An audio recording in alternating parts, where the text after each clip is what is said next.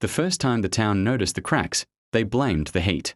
Thin lines crept along the sidewalks, hairline fractures that glimmered faintly at dusk, as if something beneath the ground were catching the last light of day.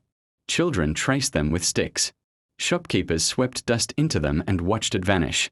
No one worried, until the cracks began to hum. It was a soft sound at first, like a breath held too long.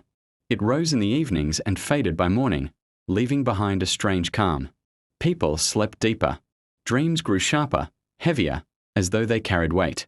In the mornings, neighbors stood at their windows unsure why their chests ached with unnamed longing. Only Elia listened closely.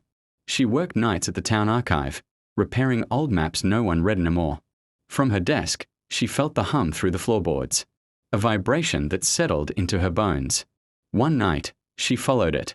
She stepped into the street barefoot, letting the sound guide her to the oldest square, where the cracks formed a quiet spiral. When she knelt, the hum became words, not spoken, but remembered.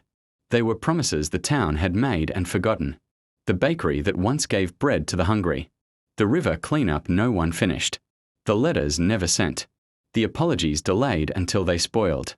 All of it pressed upward, seeking air. The ground shifted. The spiral widened. Elia placed her palm on the stone and felt the ache of years rise to meet her. She understood then. The town wasn't breaking. It was opening. It had carried too much for too long. At dawn, the cracks sealed themselves. But something had changed. People woke with a strange courage. The baker set aside loaves without counting the cost. Two sisters spoke after 10 silent years. A group gathered at the river with gloves and resolve.